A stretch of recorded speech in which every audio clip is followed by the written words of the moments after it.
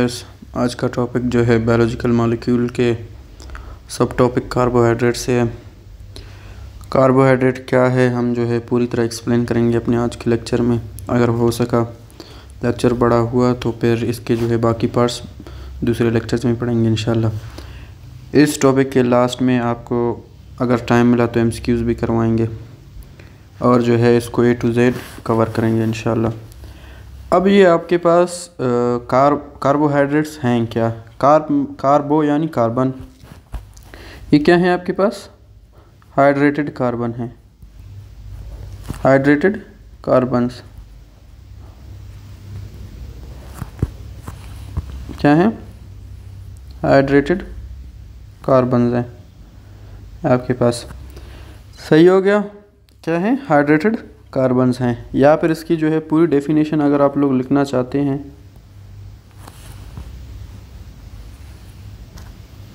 Definition क्या है इसकी? पॉलीहाइड्रोक्सी एल्डिहाइड्स और ketone which on hydrolysis gives aldehyde और कीटोनिक सबयूनिट्स। यानी ये जो है आपके पास पॉलीहाइड्रोक्सी एल्डिहाइड हैं या फिर कीटोन हैं, क्या आपके कार्बोहाइड्रेट्स क्या हैं? हाइड्रेटेड कार्बन्स हैं, यानी हाइड्रोजन और कार्बन का जो है मिक्सचर है और उनके साथ फंक्शनल ग्रुप क्या होता है? एल्डिहाइड या फिर कीटोन। सही है, आपके पास एल्डिहाइड और कीटोन क्या हैं? आपके फंक्शनल ग्रुप हैं। क्या होता है, क्या होते हैं?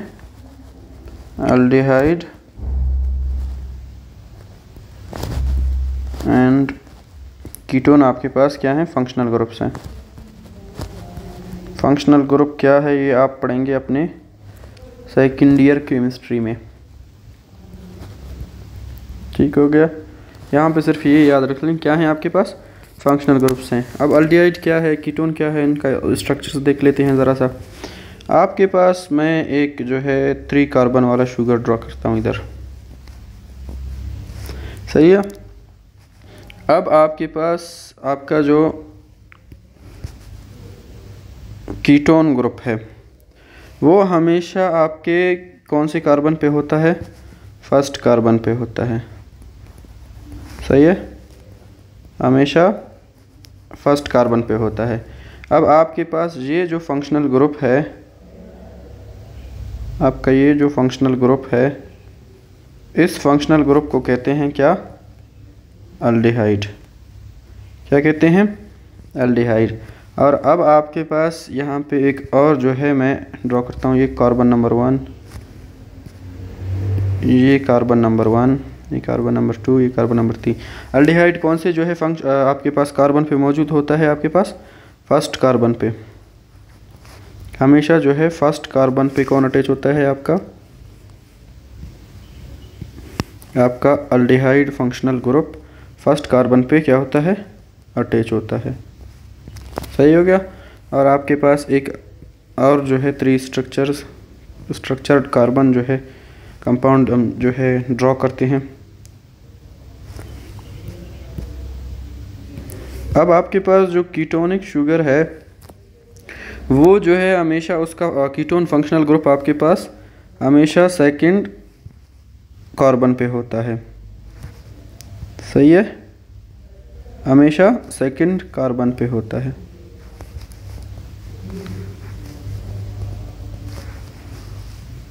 हमेशा सेकंड कार्बन पे होता है। 1 2 3। आपके पास अब ये जो है, ये जो कंपाउंड है इसको बोलते हैं कीटोनिक फंक्शनल ग्रुप। सही है, ये आपके पास क्या है? कीटोन फंक्शनल ग्रुप है। ये जो है हमेशा सेकंड कार्बन पे मौजूद होता है। आपका जो कीटोन है ये हमेशा सेकंड कार्बन पे अटैच होता है। ये क्या है? फंक्शनल ग्रुप हैं आपके। कहाँ पे होते हैं? कार्बोहाइड्रेट्स में होते हैं। तो आ गई बात समझ में। आपके जो कार्बोहाइड्रेट्स हैं वो क्या हैं? हाइड्रेटेड कार्बन्स हैं या फिर पॉलीहाइड्रोक्सी एल्डिहाइड और कीटोन्स हैं। एल्डिहाइड और कीटोन क्या हैं आपके पास? आपके फंक्शनल ग्रुप हैं जो कि क्या होते हैं? जो एल्डिहाइड होता है वो फर्स्ट जो है कार्बन पे अटैच होता है हमेशा, और जो कीटोन होता है वो सेकंड कार्बन पे अटैच होता है। और आपके पास ये क्या है फंक्शनल ग्रुप? ये जो है C डबल बॉन्डेड O इसकी निशानी है। सही हो गया। और इस तरफ एक बॉन्ड किसी के साथ भी बना सकता है। किसी के साथ भी नहीं बनाता, किसी के भी साथ बना सकता है, सही है, नीचे या ऊपर आपके पास, जैसे यहाँ पे ये कार्बन्स है। अब जो है आपके पास आपका जो क्या कहते हैं, आपका ये अल्डिहाइड ग्रुप है, ये इस तरह का होता है बेचारा, सही है, ये आपका अल्डिहाइड ग्रुप है। बाकी ये दो किसी के साथ भी अटैच हो सकता है, सॉरी एक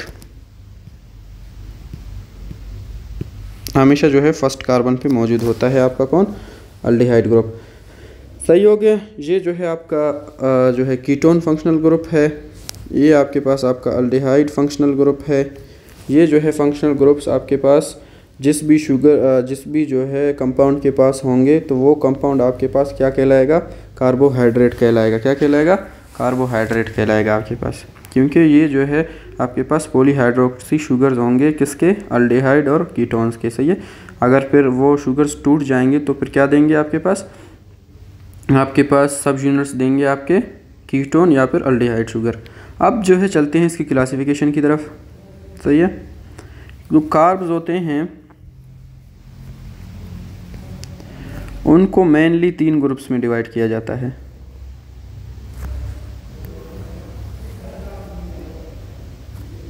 सही है। मेनली उनको 3 ग्रुप्स में डिवाइड किया जाता है। कौन कौन से होते हैं, आपका सबसे तो पहला होता है मोनोसैकेराइड।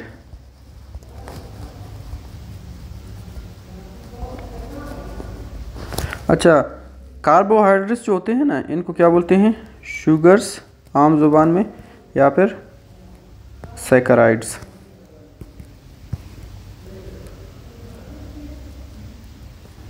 या फिर सैकराइड्स, सही है। आपके पास मोनोसैकेराइड, डाइसैकेराइड,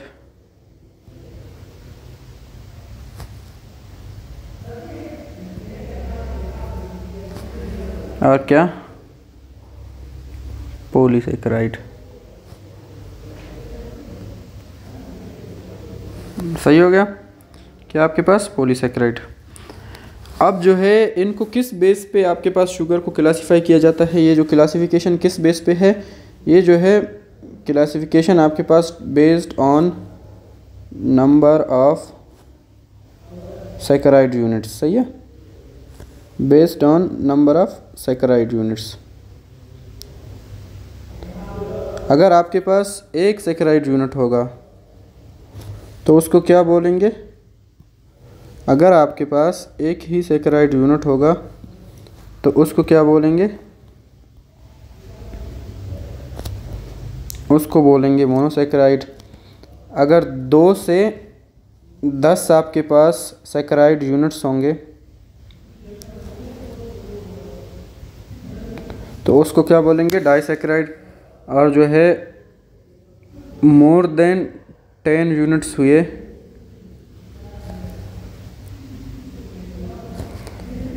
सैकराइड यूनिट्स हुए तो उसको क्या बोलेंगे आपके पास, पॉलीसैकेराइड, सही है। ये हो गया मोनोसैकेराइड पॉलीसैकेराइड की डेफिनेशन। अब आपके पास जो आपका मोनोसैकेराइड है ये जो है क्या होता है, स्वीट इन टेस्ट होता है, स्वीट टेस्ट होता है, बल्कि ये जो है आपके पास क्या होता है, स्वीटेस्ट इन टेस्ट होता है। डाइसैकेराइड आपके पास लेस स्वीट होता है। और ये जो भाई साहब हैं आपके पास पॉलीसैकेराइड, ये टेस्ट लेस होता है, इसका कोई टेस्ट नहीं होता, मेरे जैसा बंदा है, टेस्ट लेस, सही है। ये जो है सबसे स्वीट बंदा, ये लेस टेस्ट, ये पूरा टेस्ट लेस होता है जो है आपके पास कौन, पॉलीसैकेराइड। अब आपके पास ये जो मोनोसैकेराइड्स हैं ये जो है सबसे सिंपल फॉर्म में होते हैं, सबसे सिंपल फॉर्म होता है, इनको जो है हाइड्रोलाइज नहीं किया जा सकता।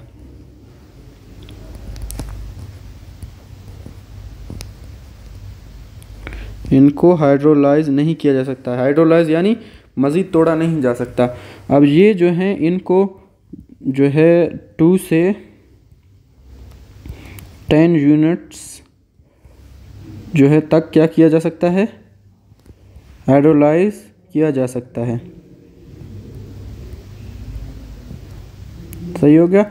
जब इनको हाइड्रोलाइज करेंगे ये 2 या 2 से 10 यूनिट देंगे हमारे पास सैकराइड्स का। सही है। जब इनको हाइड्रोलाइज किया जाता है, ये जो है हाइड्रोलाइसिस पे आपके पास देते हैं मोर देन 10 मोनोसैकराइड्स या सैकराइड यूनिट्स। ठीक हो गया। ये थे आपके पास आपके शुगर्स।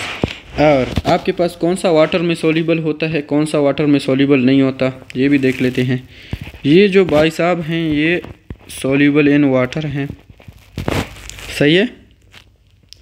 और जो आपके ये भाई साहब हैं ये क्या हैं, हाईली सॉल्युबल हैं। एक मिनट, ये क्या हैं, हाईली सॉल्युबल हैं, यानी क्या होते हैं, डिज़ोल्व हो जाते हैं वाटर में आपके पास। सही है, पानी में डिज़ोल्व हो सकते हैं। ये जो है आपके पास लेस सॉल्युबल हैं, ये भी सॉल्व हो सकते हैं आपके पास आपके वाटर में, लेकिन थोड़ा कम मिकदार में। और ये जो है आपके पास पॉलीसैकराइड्स जो हैं ये आपके वाटर में इनसॉल्युबल हैं, वाटर या फिर किसी भी सब्सटेंस में क्या है, इनसॉल्युबल हैं, ये बिल्कुल सॉल्व ही नहीं होते। सही है। ये थे आपके पास सैकराइड्स। सही है।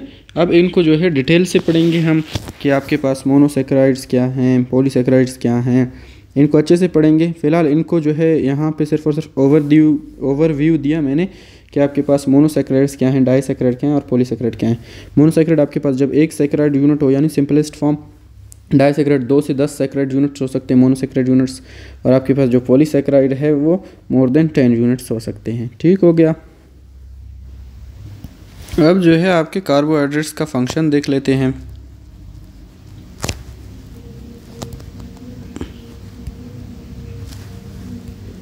कार्बोहाइड्रेट्स का फंक्शन क्या है, ये आपके पास 2 तरह के फंक्शन करते हैं, एक स्ट्रक्चर फंक्शन है और एक फंक्शनल फंक्शन है। स्ट्रक्चर रोल और एक क्या है, फंक्शनल रोल है। स्ट्रक्चर रोल में ये क्या करते हैं, आपके पास कौन कौन हैं, इसके सेल्यूलोज भाई साहब हैं। स्ट्रक्चर रोल में ये क्या करते हैं, सेल वॉल्स बनाते हैं। क्या करते हैं, सेल वॉल्स फॉर्म करते हैं। ये क्या सेल वॉल को किस तरह से लिख लिया क्या करते हैं, सेल वॉल फॉर्म करते हैं, आपके पास सेल वॉल फॉर्म करते हैं। सही हो गया। सेल्यूलोज है जैसे काइटिन है आपका, और जो है न्यूक्लियोटाइड्स हैं आपके पास, आपके ग्लाइकोकैलिक्स है, ये जो है इसके स्ट्रक्चरल फंक्शन हैं आपके पास। आपके ये चीज़ें आपके पास स्ट्रक्चर फंक्शन परफॉर्म करती हैं। और आपके पास जो फंक्शनल रोल है इनका, उनमें आपके पास ये as a energy source use होते हैं, और जो है स्टोर्ड फॉर्म ऑफ एनर्जी भी होते हैं। स्टोर्ड फॉर्म ऑफ एनर्जी जैसे लिपिड होता है हमारे पास, इसके भी जो है स्टोर्ड फॉर्म ऑफ एनर्जी भी होता है इनका। सही हो गया। अब आपके पास जो स्टोर्ड फॉर्म जो एनर्जी सोर्स है हमारे पास, उसका एग्जांपल आप ग्लूकोज को ले सकते हैं। जब ग्लूकोज की ब्रेकडाउन होती है तो हमारे पास क्या फॉर्म होता है, एटीपी फॉर्म होता है। अब जो आपके पास ये आपके स्टोर्ड फॉर्म में कौन कौन से होते हैं, आपका ग्लाइकोजन होता है स्टोर्ड फॉर्म में। सही है। जब एनर्जी की ज़्यादा ज़रूरत होती है तो ग्लाइकोजन, और जो आपके प्लांट्स होते हैं उनमें होता है स्टार्च। ये आपके पास क्या होते हैं, इनकी ब्रेकडाउन होती है फिर आपको एनर्जी मिलती है। सही है। ये आपके पास स्टोर्ड फॉर्म ऑफ एनर्जी होती हैं, और एक जो है एनर्जी सोर्स होता है जो कि डायरेक्टली यूज़ होता है। सही हो गया। अब आते हैं जो है आपके मोनोसैकराइड्स की तरफ। आपका जो मोनोसैकराइड है ये आप लोगों ने ऊपर पढ़ लिया कि इसमें जो है सिंगल यूनिट होता है किसका, सैकराइड का। सही है। मोनोसैकराइड होता है सिंगल। सिंपल ये आपके पास कार्बोहाइड्रेट्स थे, और इनको जो है ट्रू कार्बोहाइड्रेट्स भी कहा जाता है। सही है, इनको जो है ट्रू कार्ब्स भी कहा जाता है। सही हो गया। अब ये जो मोनोसेक्राइड है ना, इनके आपके पास जो नंबर ऑफ़ कार्बन होती है इनमें, ये जो है आपके पास compound number of carbon compounds जो है इनमें होती हैं 3 से 7। सही है। आपके पास 3 से ना कम हो सकते हैं, ना 3 से कम जो है कार्बन वाले कंपाउंड आपके पास पाए गए हैं, ना कि जो है 7 से ज़्यादा कार्बन वाले कंपाउंड आपके पास पाए गए हैं मोनोसेक्राइड्स के। 3 से 7 तक आपके पास पाए गए हैं। अब इनको जो है अलग अलग नाम भी दिया जाता है। सही हो गया। और ये जो आपके कार्बन कंपाउंड्स हैं, ये या तो अल्डो होते हैं या फिर कीटो होते हैं, या तो अल्डो होते हैं या फिर कीटो शुगर्स होते हैं। सही हो गया। अब जो है इनकी देख लेते हैं आपके पास डिवीज़न। अब आपका जो 3 कार्बन कंपाउंड है, 3, 4, 5, 6, 7, ये जो है आपके पास कार्बन कंपाउंड्स हैं। 3 कार्बन वाले कंपाउंड को क्या कहते हैं? 3 कार्बन वाले कंपाउंड को कहते हैं बाई ट्रायोस। सही हो गया। और जो आपके पास आपके जो ट्रायोसिस या फिर ट्रायोस, आपके जो 4 कार्बन कंपाउंड होते हैं उनको कहते हैं टेट्रोज। ये जो है आपके साइंसी लैंग्वेज के क्या हैं, गिनतियाँ हैं। टेट्रोज। 5 कार्बन वालों को बोलते हैं पेंटोज। 6 कार्बन कंपाउंड वालों को बोलते हैं हेक्सोज। और जो 7 कार्बन कंपाउंड है इनको बोलते हैं हेप्टोस। ठीक हो गया। ये आपके पास डिफरेंट कार्बन कंपाउंड्स थी। अब आपके पास ये या तो क्या हो सकती हैं, या तो अल्डो शुगर हो सकती हैं, मैंने अभी आप लोगों को ऊपर बताया, या फिर कीटो शुगर हो सकती हैं। सही है। अब आपके पास और ये जो अल्डो और कीटो शुगर्स हैं ना, ये एक दूसरे के साथ रिवर्सिबल हैं, इंटरचेंजेबल हैं। अब आपके पास जो ट्रायोसिस होते हैं आपके अल्डो शुगर के, वो आपके पास एक एक एग्जांपल मैं दूंगा सबका। सही है। उससे पहले एक और चीज़ याद रख लें, ये जो आपके मोनोसेक्राइड्स हैं ना, इनका जो फार्मूला होता है, केमिकल फार्मूला, एक तो इनमें होता है वाटर। सही है। हाइड्रेटेड मतलब वाटर होता है इनमें। सही है। और आपके पास क्या होता है, कार्बन होता है। ये क्या ज़ाहिर करता है, नंबर ऑफ़ कार्बन्स। ये क्या ज़ाहिर करता है आपके पास, नंबर ऑफ़ हाइड्रोजन एटम। सही है आपके पास। तो ये जो है फार्मूला, बेसिक फार्मूला है आपके कार्बोहाइड्रेट्स का। अगर जितने जो है कार्बन हुए यहाँ पे आप उतने ही लगा देंगे। जैसे ये 3 कार्बन वाला कंपाउंड है, इस 3 कार्बन कंपाउंड के लिए हम जो है क्या करेंगे, इस तरह से लिख लेंगे C3H2 है। 2 को जो है अगर आप यहाँ पे किसके साथ मल्टीप्लाई करेंगे, आप जो है इसको 3 के साथ मल्टीप्लाई करेंगे, ये भी जो है नंबर ऑफ़ कार्बन है। सही है। अगर 3 के साथ मल्टीप्लाई करेंगे तो ये कितना होगा आपके पास 6, यानी 6 हाइड्रोजन्स होंगे। और आपके पास ऑक्सीजन कितने होंगे, ऑक्सीजन भी 3 ही होंगे। सही है। क्योंकि यहाँ पे आपके पास एक ऑक्सीजन है। अगर आप 3 को 1 से मल्टीप्लाई करेंगे तो क्या आएगा, 3 ही आएगा। तो आपके पास इस तरह से जो है फार्मूलाज आते हैं। तो मैं नहीं चाहता यहाँ पे अपना चार्ट गंदा करूँ, मैं जो है इधर आप लोगों को बेसिक फार्मूला मैंने सिखाया कि इस तरह से कैसे आप लोग जो है नंबर ऑफ़ कार्बन पुट करके आप लोग फार्मूला जो है पहचान सकते हैं मोनोसेक्राइड्स का। सही है।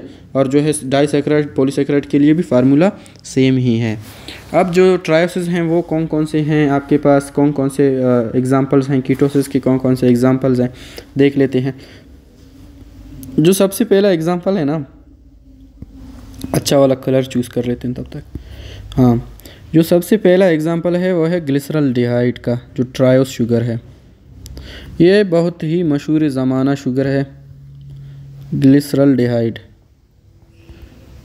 जो आपके बाकी चैप्टर्स में आता जाएगा। जो आपका बायोएनर्जेटिक्स है उसमें बहुत ज़्यादा ही यूज़ किया जाएगा इसका। और यहाँ पे जो कीटो शुगर है 3 कार्बन वाला, ये ये क्या है, 3 कार्बन वाला शुगर है। अब जो आपके पास कीटो शुगर है 3 कार्बन वाला, उसको बोलते हैं डाप। इसको आप आगे बोलेंगे G3P या कुछ भी फ़िलहाल छोड़ें, सही है, या फिर पागल, वहाँ पे आप उसको जो है उस तरह से पुकारेंगे आपके जो है बायो एनर्जेटिक चैप्टर में, वहाँ पे जो है डिटेल से पढ़ लेंगे। और जो इसका कीटो शुगर है, सही है, 3 कार्बन वाला, क्या है, डाईहाइड्रोक्सी एसीटोन या डाप, डाईहाइड्रोक्सी एसीटोन, सही हो गया। ये दो जो है अपने साथ इंटर कन्वर्टिबल हैं। अब आपके पास जो 4 कार्बन वाला है वो क्या है, एरिथ्रोज है। और कीटो शुगर इसका क्या है, एरिथ्रोलोज है। बच्चों टाइम बचाऊं, लिख लेता हूं, फिर आप लोगों को उस तरह से फील नहीं होगा, ऐसे ही लिख लेते हैं, क्या कहते हो। एक जो है आपके पास पेंटोज शुगर है। पेंटोज शुगर क्या होता है, राइबोज शुगर, जो कि आपके पास DNA और RNA में होता है। इसका जो है जो कीटो शुगर होता है वो क्या होता है, राइबोल्यूज होता है। क्या होता है, राइबोल्यूज, सही हो गया। अब जो हेक्सोज शुगर है ये आपके पास क्या है, ग्लूकोज है, आपका गैलेक्टोज है, क्या है ये, अल्डो हैं, सही है। और ये आपके पास इनका जो कीटो शुगर है वो क्या है, 6 कार्बन कंपाउंड का जो 6 जो है कार्बन कंपाउंड का जो आपके पास मोनोसेक्राइड है वो कौन है, फ्रक्टोज है, सही है। आपके पास जो 7 कार्बन कंटेनिंग कंपाउंड आपके पास मोनोसेक्राइड का क्या है, ग्लूकोहेप्टोज, ग्लूकोहेप्टोज। और इसका कीटो शुगर क्या है आपके पास, सीडोहेप्टोलूज, सीडोहेप्टोलूज।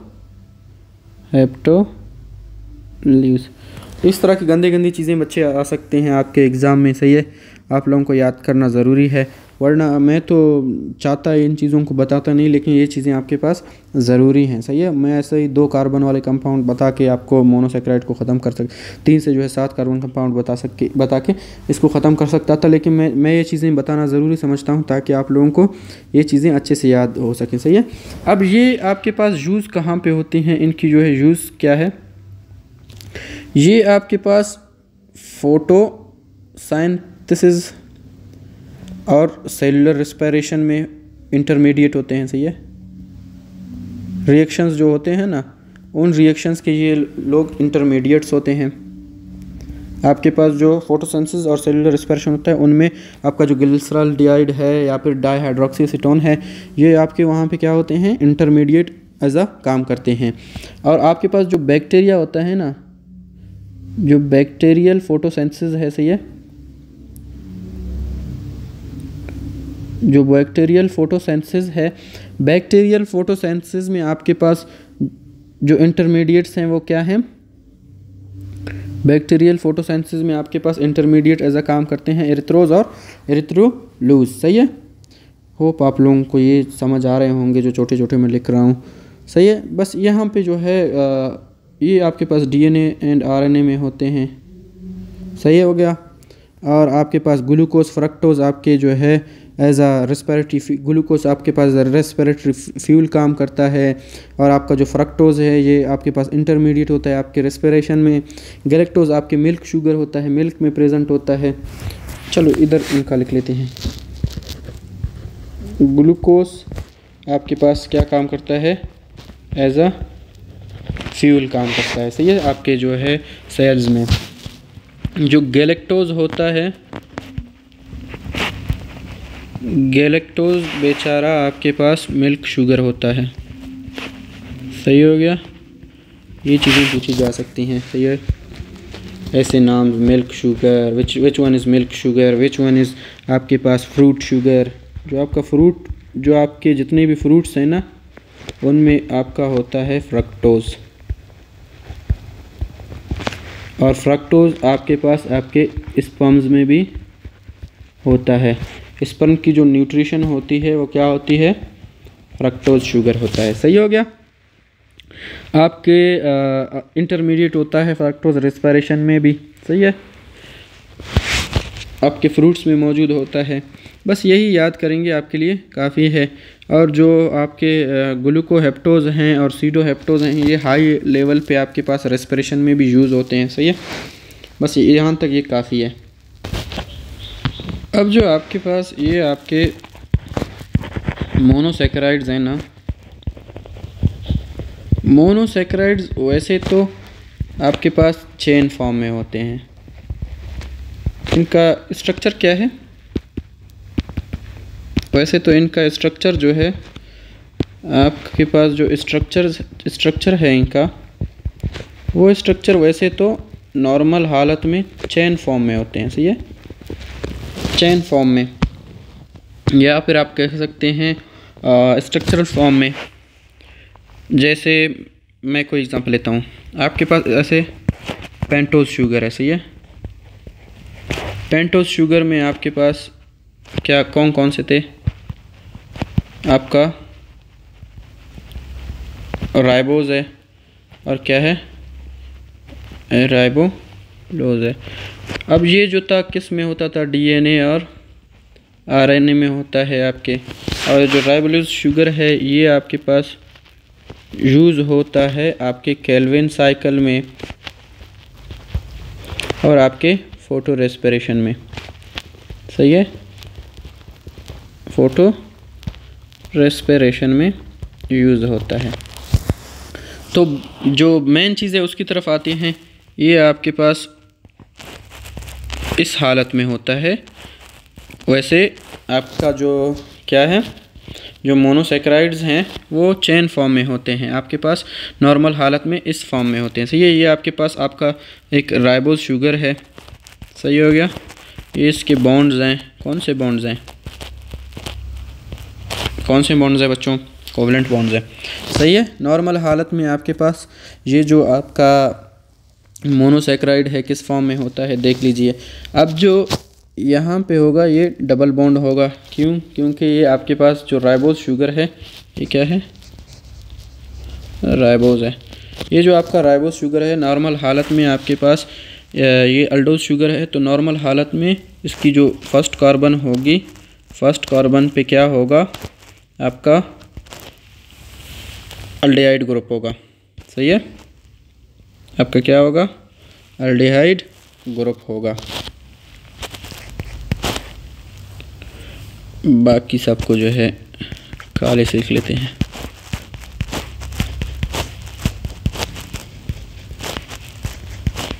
अब ये जो है नॉर्मल हालत में राइबोज की स्ट्रक्चर इस तरह की होती है। अब जो है मैं क्यों नॉर्मल हालत कह रहा हूँ, नॉर्मली ऐसे ही पाया जाता है, नॉर्मली ऐसे ही पाया जाता है चेन फॉर्म में मोनोसैकेराइड्स जो होते हैं, सही है। अब आप अगर इसको आप राइबोज को लेंगे, शैतान बच्चे हैं, आप लोगों ने डाल दिया किस में? वाटर में। वाटर आपके पास क्या है? यूनिवर्सल सॉल्वेंट है। तो ये क्या हो जाएगा, इसमें मैंने आप लोगों को बताया था कि जो आपके मोनोसैकेराइड हैं ये सॉल्व हो सकते हैं। तो ये क्या करेगा, आपके पास सॉल्व होना शुरू हो जाएगा। आपका जो क्या कहते हैं, आपका राइबोज शुगर है, सॉल्व हो जाएगा। सॉल्व हो के ये क्या बनाएगा, आपके पास कौन सा स्ट्रक्चर बनाएगा? वैसे नॉर्मली स्ट्रक्चर इसका क्या है? चेन स्ट्रक्चर है। जब वाटर में डालेंगे तो सॉल्व होगा तो क्या बनाएगा? रिंग स्ट्रक्चर बनाएगा। अब इसकी रिंग स्ट्रक्चर कैसे बनती है? ये जो आपका ऑक्सीजन है ना, ओए होए बच्चों, आप लोगों ने बताया नहीं, कैसे बस बता सकते हो, ऑनलाइन लेक्चर थोड़ी चल रहा है, सही है। ये जो है आपके पास यहाँ पे जो क्या कहते हैं, आपका ऑक्सीजन भैया है, आपके जो ऑक्सीजन भाई साहब हैं, ऑक्सीजन भैया आपके पास जो सेकंड लास्ट कार्बन होता है उसके साथ रिएक्ट करता है, सही है, रिएक्ट करता है, सही है। कौन से कार्बन के साथ? Second last. हमेशा अगर रिंग स्ट्रक्चर बनना हुआ तो आपका रिंग स्ट्रक्चर किस तरह से बनेगा? आपका जो अल्डिहाइड ग्रुप है या फिर कीटो ग्रुप है, उसका ऑक्सीजन सेकंड लास्ट कार्बन से क्या करेगा? रिएक्शन करेगा। जब सेकंड लास्ट कार्बन से रिएक्शन करेगा तो आपके पास रिंग बनेगा। कौन सा रिंग बनेगा? फ्यूरीन रिंग बनेगा, फ्यूरीन रिंग, फ्यूरिन रिंग बनेगा। सही है। किस तरह से दिखता है आपका फ्यूरिन रिंग? कुछ इस तरह का दिखता है। सही है। चलो इस तरह कर लो। सही है। यहाँ पे कार्बन, यहाँ पे भी कार्बन, यहाँ पे भी कार्बन और यहाँ पे भी कार्बन। सही है। और यहाँ इस कार्बन के अटैच होता है आपके पास कौन? हाइड्रोजन, और यहाँ पे हाइड्रोक्सिल ग्रुप। नॉर्मल हालत में यहाँ पे भी जो है क्या, हाइड्रोक्सिल ग्रुप अटैच होता है।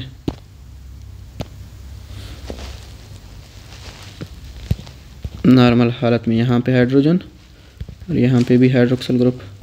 सही है। इस तरह का कुछ स्ट्रक्चर होता है आपके किसका, इसको जो है COH3 भी कर सकते हो। सही है। या फिर ऐसे HOCH2 भी लिख सकते हैं। तो जो है इस तरह का एक रिंग स्ट्रक्चर बनेगा। इस रिंग स्ट्रक्चर को क्या बोलते हैं आपके पास? Furan ring. सही है। कौन सा रिंग? Furan ring. आपके पास 4 कार्बन रिंग है। कितने कार्बन हैं आपके पास? 1 2 3 4 और ये आपके पास 5वां कार्बन। यानी 5 कार्बन का जो रिंग है उसमें जो है 4 कार्बन रिंग में पार्टिसिपेट कर रहे होते हैं और एक आपके पास बाहर होता है। सही हो गया। 5 कार्बन रिंग बनता है, एक जो है आपके पास बाहर पार्टिसिपेट कर रहा होता है, एक अंदर की तरफ होता है। अब आपके पास एक मैं आप लोगों को ज़रूरी चीज़ बता दूं जिससे MCQ आ सकता है। जब ये हाइड्रोजन भाई साहब जो फर्स्ट कार्बन के हैं, जो फर्स्ट कार्बन के हाइड्रोजन भाई साहब हैं ना, ये हाइड्रोजन भाई साहब अगर ऊपर हुए तो ये आपके पास अल्फ़ा होगा। यानी अल्फ़ा आपके पास क्या है? राइबोस शुगर है। अगर आपके पास ये नहीं हुआ, अगर उल्टा हुआ इस तरह से, आपका जो हाइड्रोक्सिल ग्रुप है ये क्या हुआ? ऊपर हुआ, और जो आपका हाइड्रोजन ग्रुप है फर्स्ट कार्बन का नीचे हुआ, तो इसको क्या बोलेंगे आपके पास? Beta ribose. क्या बोलेंगे? Beta ribose. सही हुआ। अब आपके पास अगर DNA, अगर ये RNA का है तब आपके पास ये इस तरह का ही स्ट्रक्चर होगा। सही है। अगर आपके पास ये राइबोस शुगर DNA के लिए यूज़ हो रहा है, अगर ये DNA के लिए यूज़ हो रहा है तो ये आपके पास जो हाइड्रोजन है, इस हाइड्रोजन का क्या होगा? ऑक्सीजन आउट होगा या फिर रिमूव हो जाएगा। तो फिर इसको क्या बोलेंगे? डीऑक्सी। यानी डीऑक्सी, ऑक्सीजन निकालना, डीऑक्सी। सही है। फिर इसको क्या बोलेंगे? Deoxy ribose. जो आपका राइबोस शुगर है उसको क्या बोलेंगे? Deoxy ribose. ये किस फॉर्म में जो है होता है राइबोस के? आपके DNA में होता है। सही है। राइबोस इस फॉर्म में। तो ये तो जो है आपके पास पेंटोस शुगर किस तरह से रिंग फॉर्म करता है। अगर आपके पास हेक्सोस शुगर हुआ तब क्या होता है? मिसाल के तौर पर आपके पास यहाँ पे है हेक्सोस शुगर। सही है। ये आपका हेक्सोस शुगर का स्ट्रक्चर किस तरह से होता है? ये आपके पास कार्बन, ये कार्बन, ये कार्बन, ये यहाँ पे कार्बन, यहाँ कार्बन, और ये हो गया 6 कार्बन।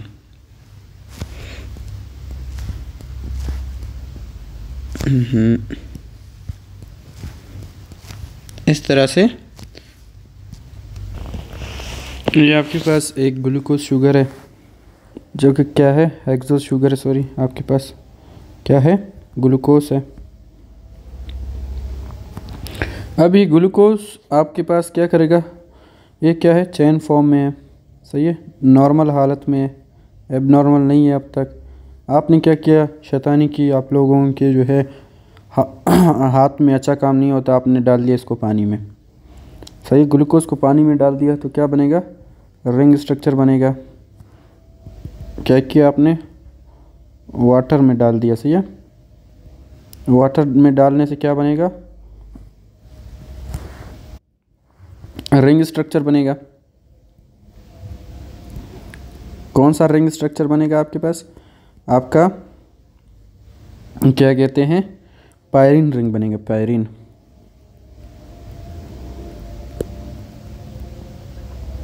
सही है, 6 कार्बन रिंग। पायरीन रिंग आपके पास क्या है, 6 कार्बन रिंग है। तो आपके पास रूल क्या था, आपका जो फर्स्ट कार्बन है, फर्स्ट जो कार्बन का ऑक्सीजन है, वो ऑक्सीजन आपके पास सेकंड लास्ट हाइड्रोक्सिल ग्रुप के साथ क्या करता था, रिएक्शन। सही है, यहाँ पे होगी रिएक्शन, रिएक्ट करता था। तो यहाँ पे क्या बनता था, क्या बनेगा आपके पास, आपका एक जो है रिंग स्ट्रक्चर।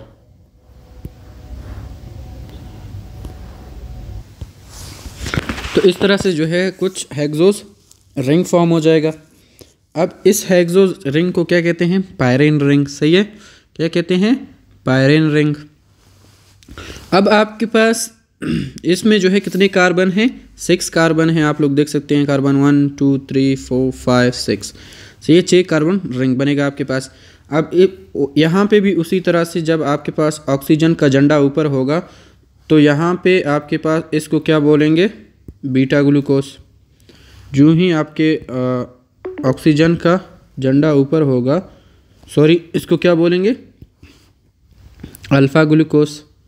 ऑक्सीजन का झंडा ऊपर है भाई साहब। अगर आपके पास इस तरह से हुआ, इस तरह से आपका जो ऑक्सीजन का झंडा है वो नीचे हो गया, ऑक्सीजन बेचारे के साथ ज़्यादती हो गई, इसका झंडा नीचे आ गया। सही है, इसके झंडे को गिरा दिया किसी ने। तो ऑक्सीजन का जब झंडा नीचे हो जाता है तो इसको क्या कहते हैं, बीटा ग्लूकोज। तो ये था जो है किस तरह से हेक्सोस रिंग फॉर्म होता है, किस तरह से पेंटोस रिंग फॉर्म होता है जब आप इनको जो है सोल्यूशन में डाल देते हैं, और जो है किसको बीटा ग्लूकोज रिंग कहते हैं, किसको अल्फ़ा ग्लूकोज रिंग कहते हैं, इसका भी कॉन्सेप्ट समझा दिया मैंने आपको। सही है, अच्छा बच्चों, लेक्चर बड़ा होने को तो हो गया है। अब थोड़ा स्टीरियो आइसोमेरिज्म देखते हैं। स्टीरियो आइसोमर्स क्या हैं, आपके पास जो स्टीरियो आइसोमर्स हैं, ये आइसोमर्स आपके पास किस तरह के आइसोमर्स होते हैं, ये इनका जो है क्या केमिकल फार्मूला सेम होता है। ये जो आपके पास कंपाउंड होते हैं इनका केमिकल फार्मूला सेम होता है, बट इनका जो स्ट्रक्चर फार्मूला है, यानी जो आपके पास जो आप चेन ड्रा करते हैं, सही है, इनका जो स्ट्रक्चरल फार्मूला है वो क्या होता है, डिफरेंट होता है। या फिर जो 3D स्ट्रक्चर होता है वो डिफरेंट होता है। सही हो गया आपके पास, मतलब ये केमिकल फार्मूला है किसी भी आपके पास सब्सटेंस का। ये अगर केमिकल फार्मूला है तो ये सेम रहेगा, ये आपके पास क्या रहेगा, सेम रहेगा। जो डिफरेंस आएगी उसके स्ट्रक्चर में आएगी। सही है, उसके स्ट्रक्चर में आएगी डिफरेंस। अब देखते हैं यहाँ पे जो है इसका एक और ब्रांच है, उसको जो है यहाँ पे डिस्कस किया गया आप लोगों के बुक्स में, एनेंटियोमर्स। बाकी इसको जो है अच्छे तरीके से आइसोमेरिज्म को डिस्कस किया गया है आपके किसमें, केमिस्ट्री में। आप केमिस्ट्री में अच्छे से पढ़ेंगे इंशाल्लाह इसको, सेकेंड ईयर केमिस्ट्री में। अच्छा, ये जो एनेंटियोमर्स हैं ये आपके पास ऐसे आइसोमर्स हैं जो अपने मिरर इमेज होते हैं, जो अपने क्या होते हैं, मिरर इमेज होते हैं, या फिर नॉन इम्पॉसिबल होते हैं, जो अपने एक दूसरे के ऊपर नहीं रखे जाते, नॉन सुपरा इम्पॉसिबल।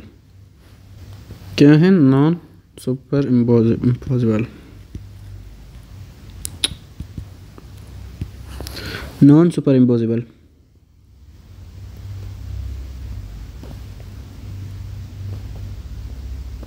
एक दूसरे के ऊपर रखे नहीं जा सकते।